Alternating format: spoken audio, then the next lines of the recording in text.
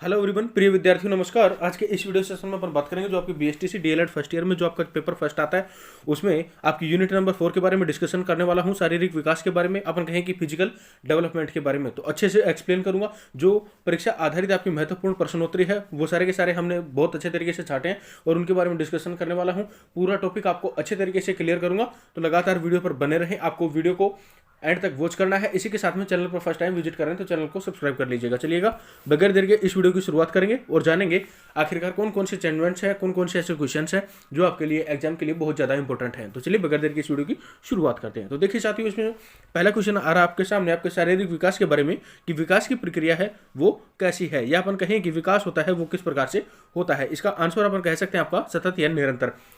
कहने का मतलब ये है कि सतत या निरंतर। सतत या निरंतर का तात्पर्य ये होता है कि किसी भी चीज का कंटिन्यू, जैसे शुरुआत हुई उसके बाद में वो लगातार चल रहा है। ठीक है, विकास की प्रक्रिया कैसी होती है? जो होती है सतत या निरंतर, या अपन कहें कि जन्म से मृत्यु पर्यंत तक चलने वाली एक प्रक्रिया। जैसे बालक शुरुआत में पैदा होता है, उसके बाद में जब वृद्धावस्था तक मृत्यु तक के लिए जाता है, उसके बाद में वो धीरे धीरे धीरे धीरे हर चीज का उसका विकास होता रहता है। लेकिन शारीरिक विकास कहीं जाकर कुछ समय के बाद में रुक जाता है। उसी के साथ में जो आपका मेंटल डेवलपमेंट होता है, अपन कहें कि मस्तिष्क का जो विकास होता है वो बढ़ता रहता है, लेकिन शारीरिक विकास है कुछ उम्र के अंतराल पर जाकर के रुक जाता है। क्लियर हुआ?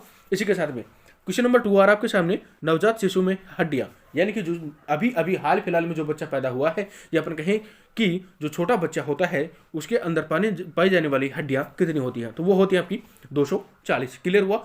शायद मुझे उम्मीद है कि आपने पहले भी पढ़ा होगा आपकी साइंस में कि जो नवजात शिशु होता है उसमें कितनी हड्डी पाई जाती है। जो यहाँ पे 240 आ रहा है, ये शायद आपने 5th क्लास में या 6th क्लास में 7th क्लास में कहीं ना कहीं साइंस में जरूर पढ़ा होगा। क्लियर हुआ? चलिए तीसरे नंबर क्वेश्चन पे इसके ऊपर नजर डाल लेते हैं कि शारीरिक वृद्धि कैसी होती है। तो वो कैसी होती है? एक पक्षीय या शारीरिक होती है। ठीक है, वृद्धि कैसी होती है।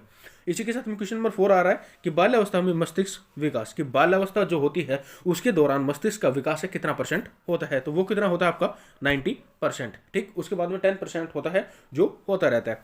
5 पॉइंट आ रहा है आपके सामने। बालक बोलने लगता है, यानी कि जो अपन कहें कि बच्चा होता है वो कितने माह के अंतराल पर बोलने लगता है या कितने दिन के अंतराल पर बोलने लगता है? तो वो बोलने लगता है 11 माह में बोलने लगता है। क्लियर हुआ?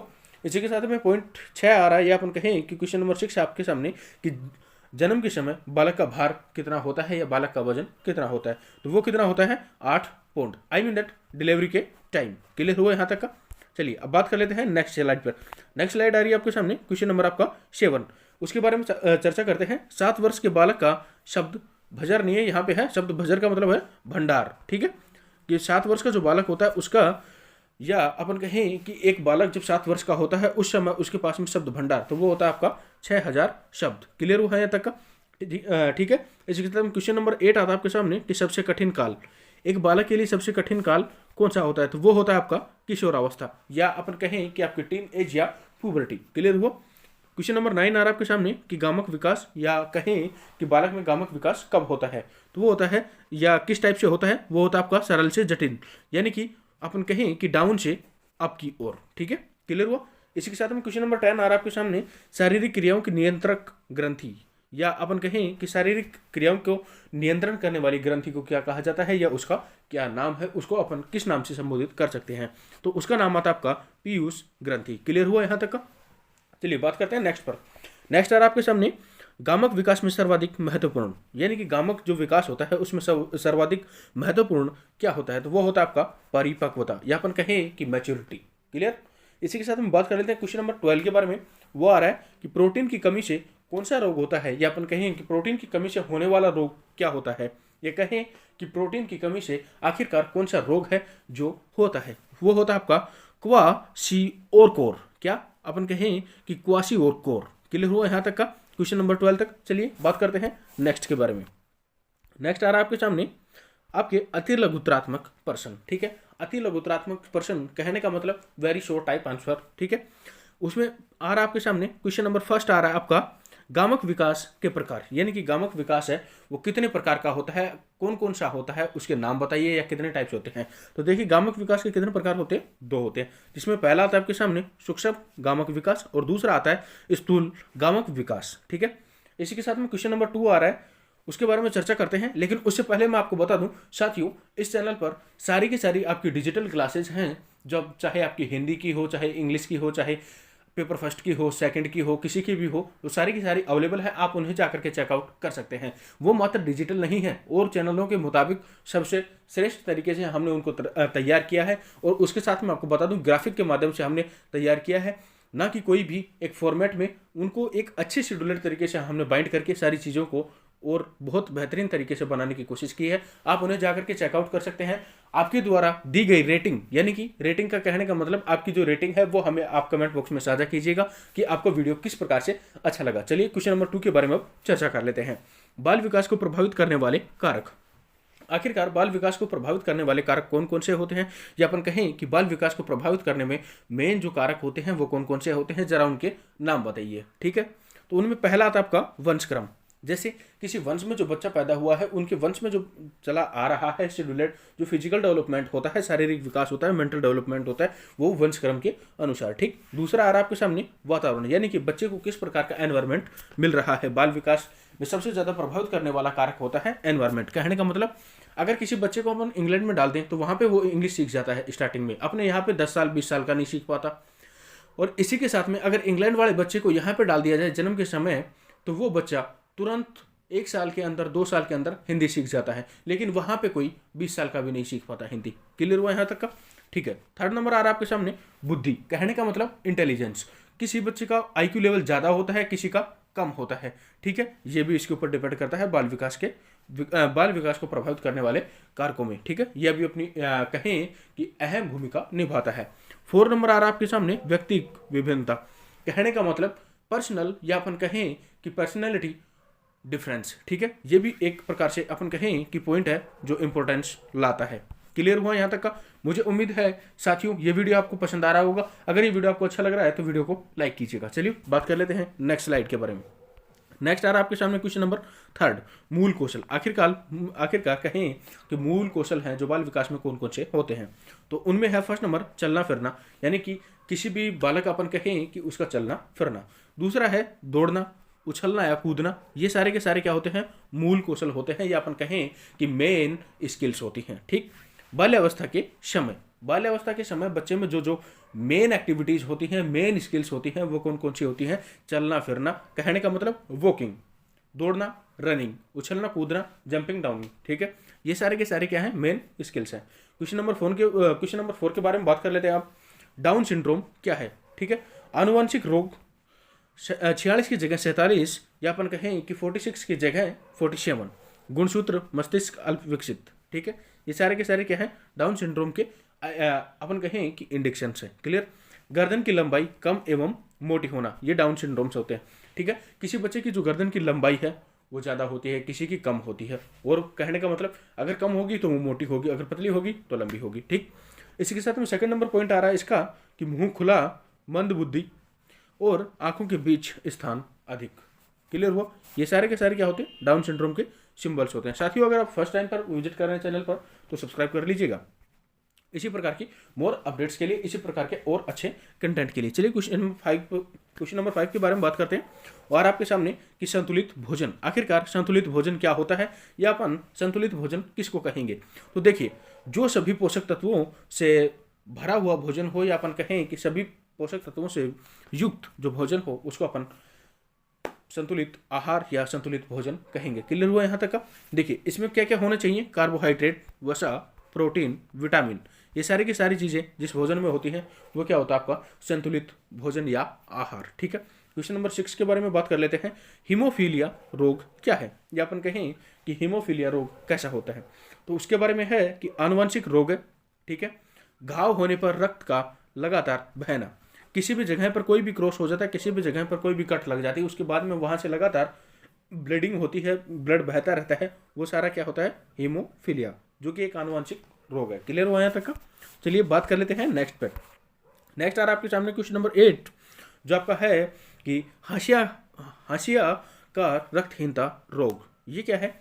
रक्त में O2 की कमी से, यानी कि जो अपना ब्लड होता है उसमें O2 की कमी से, ठीक है, क्या होता है कि आरबीसी सिकुड़कर दराती जैसा होना, इससे व्यक्ति में विकलांगता आ जाती है। कहने का मतलब ये है कि जो अपना ब्लड होता है उसमें O2 की जब कमी हो जाती है, उसके बाद में जो आरबीसी होती है, आपकी जो रेड ब्लड सेल्स होती हैं, वो क्या है, सिकुड़कर एक घराती के टाइप में हो जाती हैं। उसके बाद में क्या है कि जो भी कोई भी व्यक्ति होता है, कोई भी पर्सन होता है, उसके अंदर विकलांगता आ जाती है। क्लियर हुआ? ये क्या होता है आपका हाशियाकार रक्तहीनता रोग।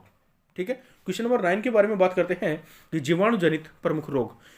जीवाणुजनित प्रमुख रोग कौन कौन से हैं, या कहें कि जीवाणुजनित रोग किन किन को कह सकते हैं, कौन कौन से हैं जो इसके अंदर आते हैं। तो पहला पॉइंट आता है इसी के साथ में आपका टीबी, जिसको अपन हिंदी में कह सकते हैं आपका तपेदिक। ठीक है, ये होता है आपका टीबी, पहला पॉइंट आता है। ठीक है, सेकंड आता है आपके सामने हैजा, और आता है आपका मियादी बुखार, यानी कि बार बार किसी बुखार का उतरना और चढ़ना, इस कंधे से उतरना दूसरे से चढ़ना। ठीक है, हुआ क्लियर?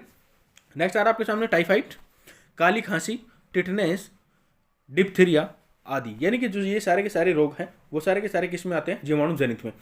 कहने का मतलब जीवाणु जो होते हैं उनके द्वारा जो पैदा होने वाले जो रोग होते हैं, जो उनके द्वारा बनाए जाते हैं, या कहें कि उनके द्वारा जो परस्पर उत्पादित होते रहते हैं, या कहें कि फर्टिलाइजर्स होते रहते हैं, वो सारे के सारे क्या होते हैं, जीवाणु जनित रोग होते हैं। टीबी, हैजा, मियादी बुखार, टाइफाइड, काली खांसी, टिटनेस, डिप्थीरिया आदि, ये सारे के सारे कौन से होते हैं, जीवाणु जनित प्रमुख रोग होते हैं। क्लियर हुआ यहाँ तक? चलिए बात कर लेते हैं नेक्स्ट के बारे में। नेक्स्ट आ रहा है आपके सामने लघुतरात्मक प्रश्न, या अपन कहें कि आपका निबंधात्मक प्रश्न। वो क्या है कि वृद्धि या अभिवृद्धि एवं विकास में अंतर स्पष्ट कीजिएगा। अब इसमें क्या करना है, इसमें सिंपली से साथियों अपने को बताना है डिफरेंस, किसमें, वृद्धि या अभिवृद्धि, या कहें कि विकास और अभिवृद्धि के बीच में डिफरेंस बताना है। ठीक है ना, यहाँ पे विकास की बजाय वृद्धि। ठीक है, क्लियर हुआ?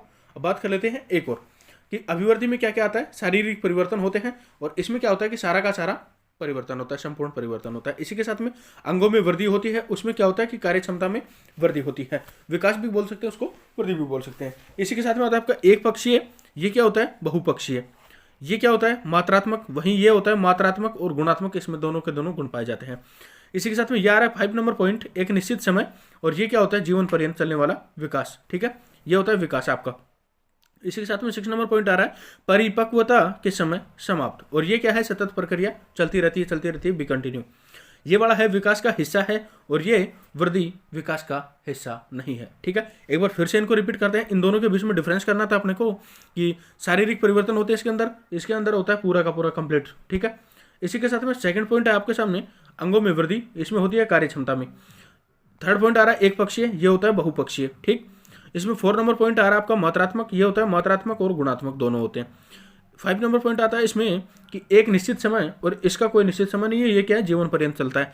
इसी के साथ में 6 नंबर है इसमें परिपक्वता के समय समाप्त, और ये होता है आपका सतत प्रक्रिया। ठीक है, ये होता है विकास का एक हिस्सा, और ये होता है वृद्धि विकास का हिस्सा नहीं है। क्लियर हुआ यहाँ तक? चलिए बात करते हैं नेक्स्ट पर।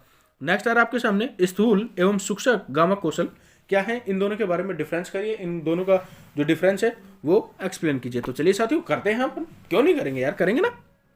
तो देखिए, एक तरफ हमने लिख दिया आपका स्थूल गामक कौशल, और दूसरा लिख दिया सूक्ष्म गामक कौशल।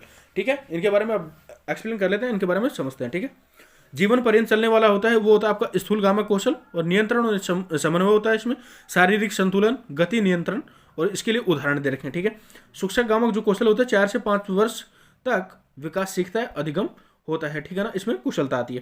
पहला पॉइंट आ रहा है इसमें अपना स्थूल गामक कौशल में सिर ऊपर उठाना, ठीक है, धारण शक्ति, बैठना, उठना, लुढ़कना, और 4 नंबर पॉइंट आता है आपके सामने खड़ा होना, चलना। 5 नंबर होता है आपका लांघना, पकड़ना, और दौड़ना, उछलना, कूदना। ठीक है, ये सारी की सारी प्रक्रिया किस में आती है, स्थूल गामक कौशल के अंदर। इसी के साथ में सूक्ष्म गामक कौशल में उदाहरण उसके जैसे फेंकना 3 से ही 1/2, या अपन कहें कि 3.5 से 5 वर्ष तक। सेकंड पॉइंट आ रहा है आपका सामने पकड़ना 18 से 24 माह की अवधि के दौरान। ठीक है, इसी के साथ में आता है आपका खाना पीना। 4 नंबर आ रहा है आपके सामने लिखना 18 से 36 माह, और आपका 5 नंबर आ रहा है आपका चित्र बना पाना। ठीक है, ये क्लियर हुआ यहाँ तक का। बात कर रहे थे नेक्स्ट के बारे में। नेक्स्ट आ रहा है आपके सामने कि शारीरिक विकास संदर्भ में शिक्षक एवं अभिभावक की जिम्मेदारियां। कहने का मतलब कि जो बाल विकास होता है उसके संदर्भ में जो शिक्षक होता है या टीचर होता है, और उसके साथ में जो गार्जियंस होते हैं उनकी क्या क्या रेस्पॉन्सिबिलिटीज होती हैं, क्या क्या उनकी जिम्मेदारियां होती हैं, क्या क्या उनके दायित्व होते हैं। तो चलिए इसके बारे में जान लेते हैं अब। पहला पॉइंट, बच्चों को उचित समय देना। कहने का मतलब यह है कि बच्चों को एक प्रॉपर टाइम देना। सेकंड पॉइंट आ रहा है उनकी खान पान का ध्यान रखना। ठीक है, वो किस टाइप का दैट उनको किस टाइप का भोजन मिल रहा है, किस टाइप का उनका बिहेव है, किस टाइप का ये है, सारी की सारी चीज़ें जांचने के लिए। थर्ड नंबर पॉइंट है संतुलित भोजन। 4 नंबर पॉइंट आ रहा है आपके सामने शिक्षकों को शारीरिक गतिविधियां, यानी कि जो टीचर्स की जो शारीरिक गतिविधियां होती है, अपन कहें कि उनकी जो फिजिकल एक्टिविटीज होती हैं, उन सारी की सारों को ध्यान में रखना। 5 नंबर आ रहा आपके सामने बाजारीकरण से बचाना, यानी कि उनको बाजार के जो भावी उनका जो आचरण है उससे बचाना। ठीक है। 6 नंबर आ रहा है आपके सामने जागरूक बनाना, कि यानी कि उनको अवेयरनेस पैदा करना उनके अंदर किसी भी चीज़ के लिए, और कहीं किसी भी चीज़ के लिए नहीं, कहने का मतलब यह है किसी भी चीज़ के प्रति। ठीक। 7 नंबर पॉइंट आ रहा है डॉक्टर से सलाह, कि कोई भी उनकी प्रॉब्लम्स होती हैं तो उनके लिए डॉक्टर से सलाह। और 8 नंबर आ रहा है योग व्यायाम का महत्व। ये सारी की सारी चीज़ें हैं, उन चीज़ों के बारे में उनको एक्सप्लेन करना चाहिए, उनके बारे में जो एक्टिविटीज़ होती हैं रिलेटेड उनको पढ़ाना भी चाहिए, उसके साथ में उनके बारे में उनको जनरल डिस्कशन भी होना चाहिए, उनके साथ में उनको इम्प्लीमेंटेड भी होना चाहिए, उसके साथ में वो सारी की सारी ये सारी जो गतिविधियाँ होती हैं इन सबको उनकी लाइफ में लागू करवाना चाहिए, या कहें कि उनको इम्प्लीमेंट करवाना चाहिए। ठीक है। बात कर लेते हैं अगले क्वेश्चन के बारे में। देखिए अगला क्वेश्चन आ रहा है आपके सामने आपका कि शारीरिक विकास के प्रमुख आधार। शारीरिक विकास के प्रमुख आधार क्या क्या होते हैं? पहला होता है आपका कंकाल तंत्र, दूसरा होता है आपका स्नायु तंत्र, ठीक है, तीसरा होता है अंतःस्रावी ग्रंथियां। ये सारे के सारे क्या होते हैं आपके शारीरिक तंत्र में। ठीक है। ये शारीरिक तंत्र के क्या कहें कि उनके भाग होते हैं, या अपन कहें कि उनके टाइप्स होते हैं, कंकाल तंत्र, स्नायु तंत्र और आपका अंतःस्रावी ग्रंथियां। इसी के साथ में शोषण, पाचन, परिसंचरण, आकार, बनावट, हार्मोन की स्थिति, ये सारी की सारी किसकी स्थितियां होती है? वो सारी होती हैं आपकी शारीरिक स्थितियों के अंडर में। सो साथियों क्लियर हुआ यहाँ तक का? चलिए बात करते हैं नेक्स्ट के बारे में। अब देखिए ये निबंधात्मक कुछ प्रश्न है जो आपको अच्छे तरीके से इनको पढ़ के जाना चाहिए, जो आपके लिए एग्जाम में बहुत ज़्यादा इंपॉर्टेंट होंगे, बहुत ज़्यादा लाभदायक होंगे। वो है आपका पहला परिपक्वता, दूसरा शैशवावस्था, और तीसरा आ रहा है आपके सामने पूर्व एवं पश्चिम उत्तर बाल्यावस्था, इसके साथ में आ रहा है आपका किशोरावस्था। सो आई होप दैट गाइज कि आपका बहुत अच्छे तरीके से ये क्लियर हो गया होगा, आपने अच्छे तरीके से इस वीडियो को एंजॉय किया होगा। मुझे उम्मीद है कि ये वीडियो आपको पसंद आया होगा। अगर पसंद आए तो लाइक कर दीजिएगा, अपने दोस्तों के साथ में शेयर कर दीजिएगा। ठीक है। मिलते हैं आपसे किसी नेक्स्ट वीडियो में। अब तक के लिए इतना ही। हंसते रहिए, मुस्कुराते रहिए, अपने से बड़ों का सम्मान कीजिएगा, छोटों को प्यार दीजिएगा, और अपना व्यक्तित्व इस प्रकार से बनाइएगा कि जब भी कोई नारी आपके साथ में हो तो अपने आप को सुरक्षित महसूस करे। चलिए मिलते हैं आपसे किसी नेक्स्ट वीडियो में। जय हिंद, वंदे मातरम।